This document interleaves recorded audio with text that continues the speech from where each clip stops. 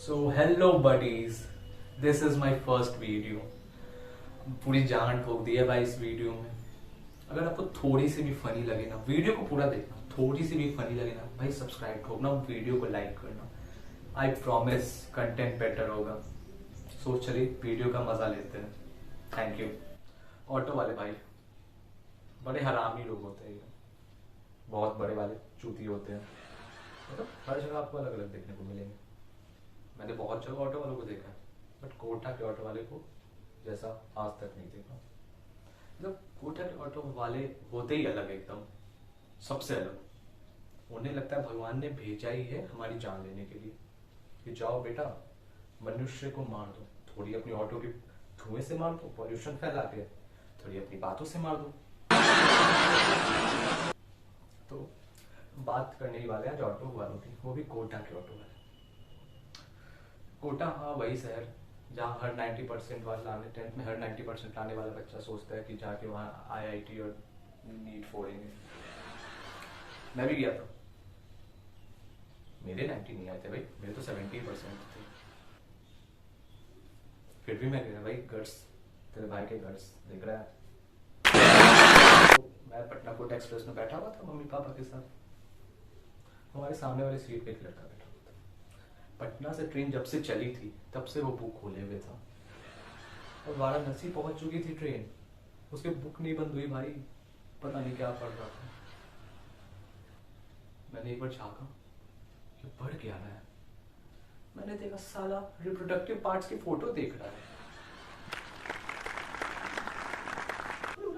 भाई ये क्या कर रहा है तू।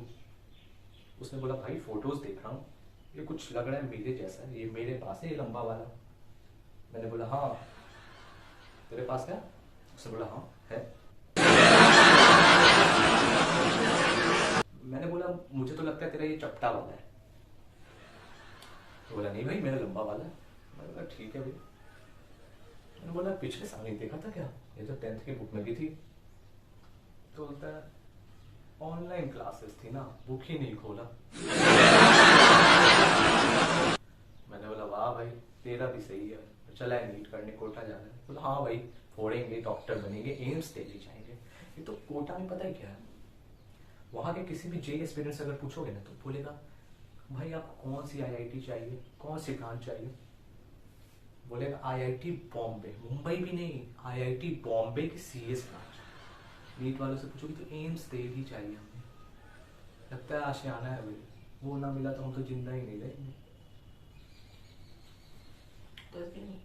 ट्रेन पहुंची कोटा जंक्शन, मैं खिड़की से बाहर ही देख रहा था ख्वाबों की दुनिया में। मुझे IIT दिख रही थी। तो फिर स्टेशन आ गया, हम स्टेशन पे उतरे, भीड़ बहुत थी। लग रहा था कि बिहार के सभी बच्चे उठ के वहीं आ गए।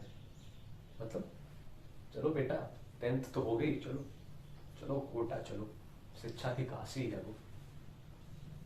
सेंसेस वाले लगेज बहुत हैवी था, बहुत ही ज्यादा। हमारी माता श्री ने 7 रंग के कच्चे दिए थे, वो भी अलग अलग।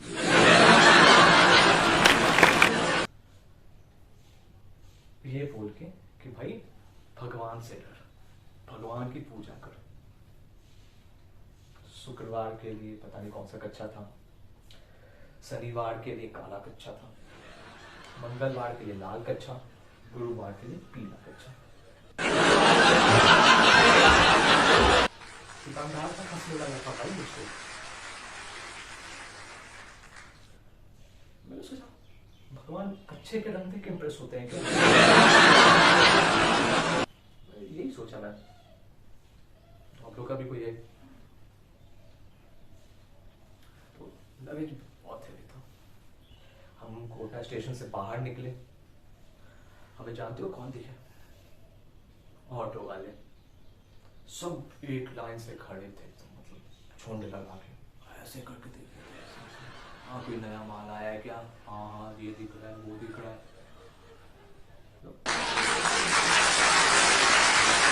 तो हम लोग बाहर निकले, एक आया ऑटो वाला भागते हुए, मम्मी के हाथ से ट्रॉली ली और वो सर पे रखा, भागने लगा। मम्मी ने चिल्लाया, हाँ भागने लगा। मम्मी ने चिल्लाया कि उसमें खाने में पीने की सामान है बेटा, बचा, करोड़ों का सामान है उसमें, मोदी सरकार ने हमें करोड़पति बना दिया। मैदा 100 रुपए कितने किलो, रिफाइंड महंगा, तेल महंगा, सब महंगा। मैं भी मुड़ के देखा, मैंने बोला भाई किताबें ले जा, तू खाना क्यों ले जा रहा है, किताबें उससे सस्ती है। नहीं सुना, मैंने बोला खाना नहीं जाना चाहिए भाई, कुछ भी हो जाए, किताबें जाए तो जाए, खाना नहीं जाना चाहिए। तो फिर मैंने चिल्लाया ओ चचा, नहीं सुना, फिर चिल्लाया ओ चचा, फिर भी नहीं सुना। भाई को आया गुस्सा, क्या मतलब नहीं आ सकता। मैंने चिल्लाया ओ भोसरी वाले चचा, फिर भी नहीं सुना भाई। लग भाई गजब बेइज्जती है। मैं दौड़े दौड़े उसके आगे गया, बोलता है, मैंने बोला क्या कर रहे हो भाई ये, तो उसने बोला कि चलिए आपको छोड़ देते हैं। मतलब होता है नहीं, पूछते हैं, पटना में ऑटो वाले पूछते थे कि भाई कहाँ जाना है आपको, जहाँ बोलता था वहाँ छोड़ देते थे। यहाँ नहीं, उठाया सामान।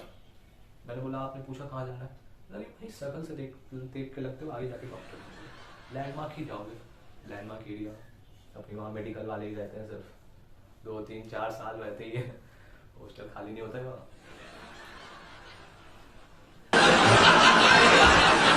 तो मैंने बोला आपने पूछा, फिर पापा एक दिन जो पीछे से आ गए, पापा ने बोला हाँ भाई साहब, मैंने देख के लगता है, नहीं मैंने भी बोला था तू देख के लगता है कि तू आगे जाके डॉक्टर बनेगा, नीट ले ले, नीट की प्रिपरेशन कर।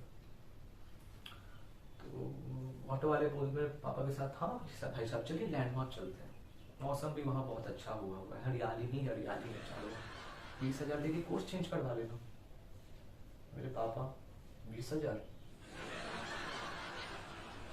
छोड़ो बेटा इंजीनियरिंग ही कर लो, सुंदर पिचाई की भी तो अच्छी सैलरी है। तो फिर मैंने ऑटो वालों को बोला नहीं भैया राजीव गांधी नगर जाना है, वो तो अड़ गया, नहीं आप लैंडमार्क ही जाओ।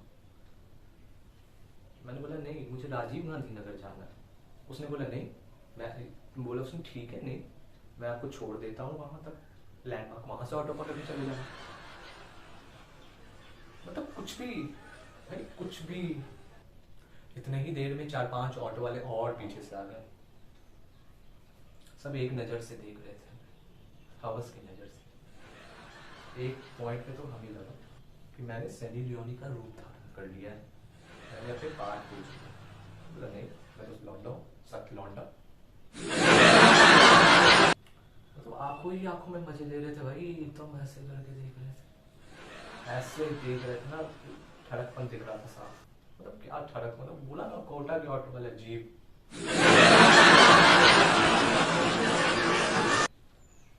फिर सबने एक सुर में पूछा कहाँ जाना है भाई साहब, मैंने बोला राजीव गांधी नगर जाएंगे, सबने बोला हाँ चलेंगे। मैंने बोला रिश्तेदार तो लगते नहीं हो भाई जो हाँ चलेंगे, पैसे बताओ कितने लोगे, फ्री में चलना है तो बोलो। एक बोलता है 200 रुपए, एक बोलता है 300 रुपए, एक तो सीधे 700 पे पहुंच गया, पता नहीं कौन सा नशा किया हुआ उसने। मैंने बोला भाई सस्ता फूकते हो क्या, थोड़ी क्वालिटी बढ़ाओ, थोड़ा ब्रांड बढ़ाओ। फिर हमारी माता श्री आए, इंडियन कल्चर, 100 रुपए दूंगी, एक ऑटो वाला बोलता है 175, मेरी मम्मी नहीं 100 रुपए दूंगी, दूसरा बोलता है 130, मम्मी बोली 100 में चलना है तो चलो वरना हम जा रहे हैं, सोचे जाएंगे कहाँ।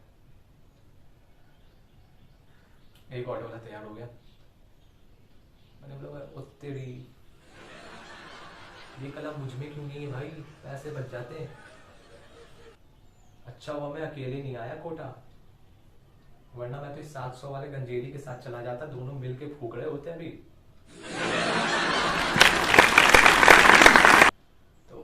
रेडी हो गए उसके बाद तो हम चलेंगे हम चलेंगे। 100 रुपये लूंगा 100 रुपये लूंगा 100 रुपये लूंगा। मुझे वो एरिया याद आ गया, लाल 100 रुपये लूंगा। तो सब आपस में लड़ने लगे, मैं लूंगा मैं लूंगा मैं लूंगा। मेरे दिमाग में चल रहा था मैं किसी को नहीं दूंगा भाई, ना ना। एक ऑटो वाला बोलता है हमारे ऑटो में चलिए, हमारा ऑटो ड्यूरेक्स है। ड्यूरेक्स है रबड़? नहीं ड्यूरेक्स है। मैं समझ नहीं पाया, मैंने बोला ड्यूलेक्स है। ड्यूलेक्स डीलेक्स क्या ड्यूलेक्स? बोला हाँ ड्यूलेक्स है। मैंने बोला ठीक है भाई, अच्छा ऑटो होगा, चलते हैं। पीछे से एक आदमी बोलता है, एक ऑटो ही वाला था वो कि हाँ जाओ भाई इसके ऑटो में। पिछली बार सांप और चूहे मुजरा कर रहे थे। मैं सांप और चूहे का मुजरा देखते हो भाई साहब? मतलब कुछ भी। मैंने बोला 5-10 एक्स्ट्रा ले लो, लेकिन कुछ अच्छा दिखा दो।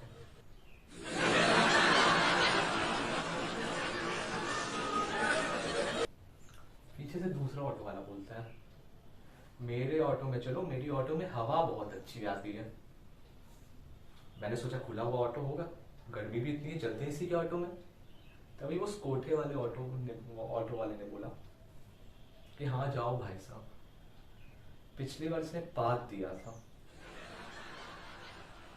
पैसेंजर को वही अस्थमा हो गया। ये सब सुनने के बाद एक चीज तो तय थी, यहाँ पढ़ाई हो या ना हो, नमूने बहुत दिखने वाले हैं यहाँ। मेरे दिमाग में तो चल रहा था धमाल गोलमाल ऐसी फिल्म में अगले पार्टी ने काम दिला दूं, हिट जाएगी फिर याद आया धर्मा प्रोडक्शन मेरे बाप का थोड़ी है। अच्छा है भाई नहीं है, वरना वो करण जोहर की वजह से उंगलियां मेरे पे उठती। मैंने डिसाइड किया कि ना मैं इस कोठे वाले के ऑटो में जाऊंगा, ना मैं उस घुसल खाने वाले के ऑटो में जाऊंगा। मैं साइड में गया, एक ऑटो वाला खड़ा था, मैं गमछा वमछा बांध के खड़ा था। पूछता है कहाँ जाओगे भाई साहब, कहाँ जाना है भैया जी? तो भाई साहब यूपी वाला टोन था, मैं समझा चलो यूपी वाला है, कहाँ जाइएगा भैया जी? मैंने बोला राजीव गांधी नगर जाएंगे? बोलता है हाँ चलेंगे। मैंने पूछा कितना लोगे? उसने बोला कितना लोगे?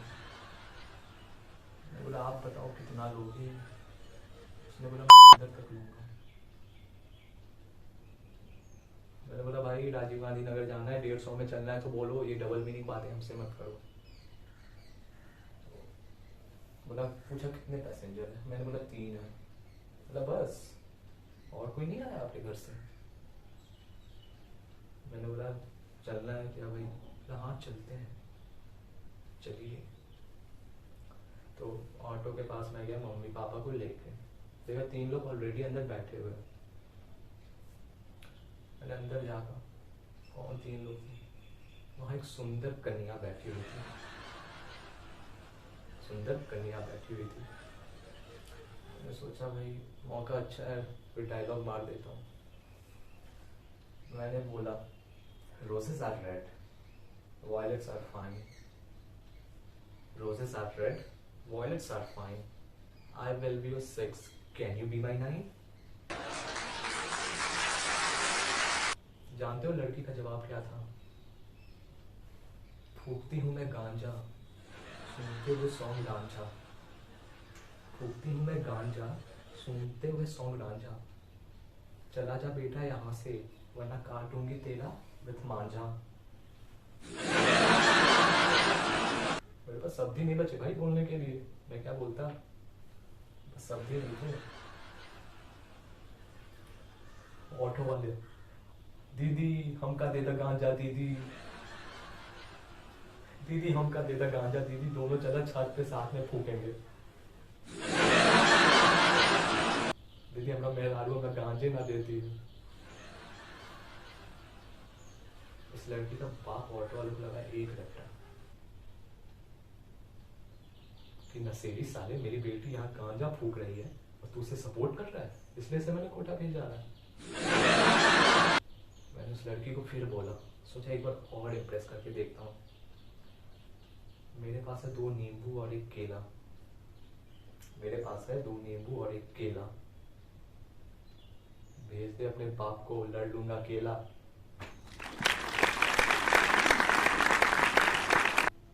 उसका बाप सनक गया। मैंने बोला भाई यहाँ से हटना ही सही होगा। मैं शांत हो गया। मैंने बोला मम्मी पापा को आप लोग बैठो। मम्मी पापा बैठ गए, सीट हो गई फुल। ऑटो वाला बोलता आप भी बैठो। मतलब यहाँ कोटा के ऑटो वालों को क्या है पता है, इन्हें बस लोग भरने हैं, जितने लोग हो सके भरते जाओ भरते जाओ भरते जाओ। उधर से कौन गिर रहा है कौन मर रहा है कोई परवाह नहीं है भाई, बस भर रहा है।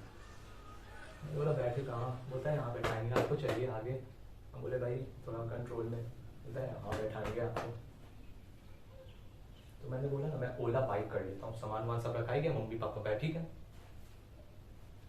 ऑटो वाला बोलता है हाँ बुला लीजिए, उसे भी अंदर डाल देंगे। बस लोग भरने हैं, लोग भरने। मैंने बोला नहीं छोड़ो मैं आगे बैठ जाऊंगा। मैंने सोचा कहीं मैंने बुलाया ओला बाइक को, इसने उसकी बाइक अंदर डाल दी, पैसे मुझसे ले रहा। कुछ भी कर सकते हैं भाई, कोई भरोसा नहीं है इनका। मैंने बोला छोड़ो।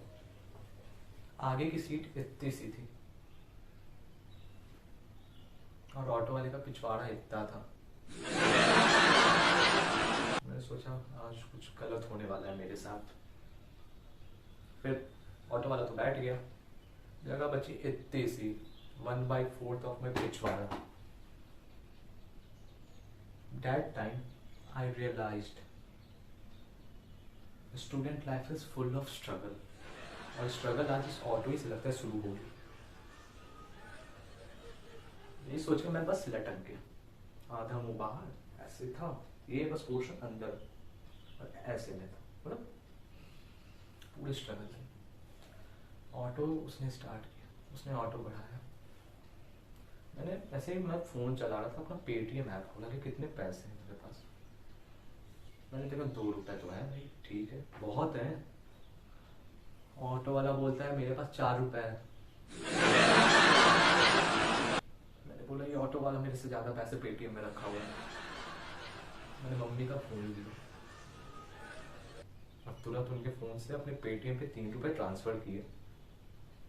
अब हो गया मेरे पास पूरे 5 रुपए। मैं बन गया ऑटो वाले से ज्यादा अमीर।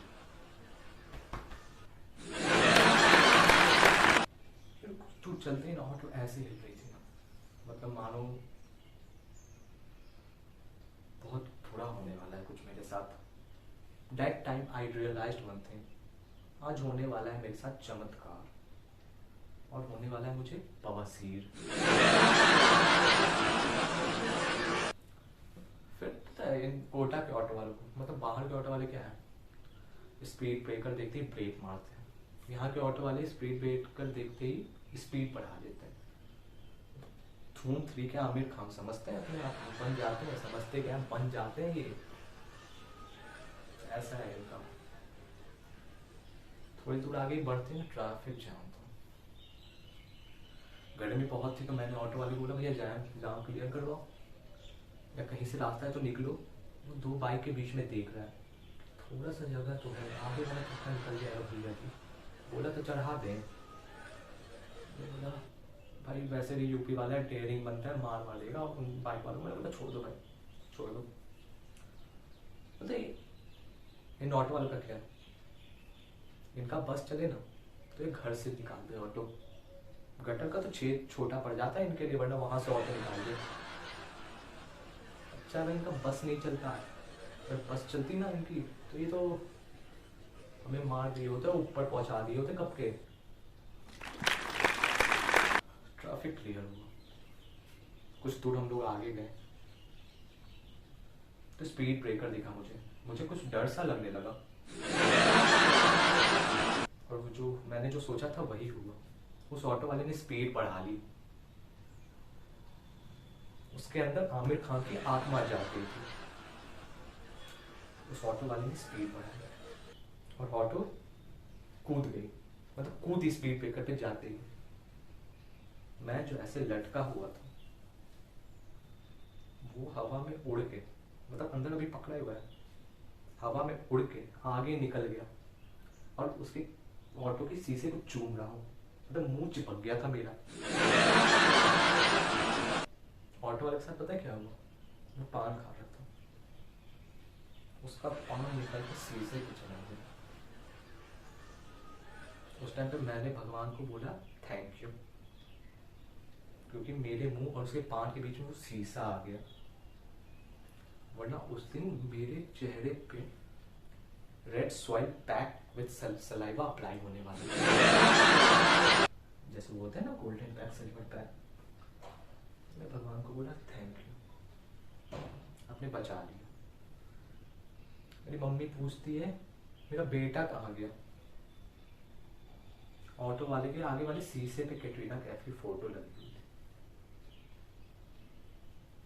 ऑटो वाला बोलता है देख लीजिए लड़की को, शादी हो गई है कैटरीना जी की, फिर भी उसे चूमने के लिए बीच ऑटो में चलते हुए ऑटो में निकल गया।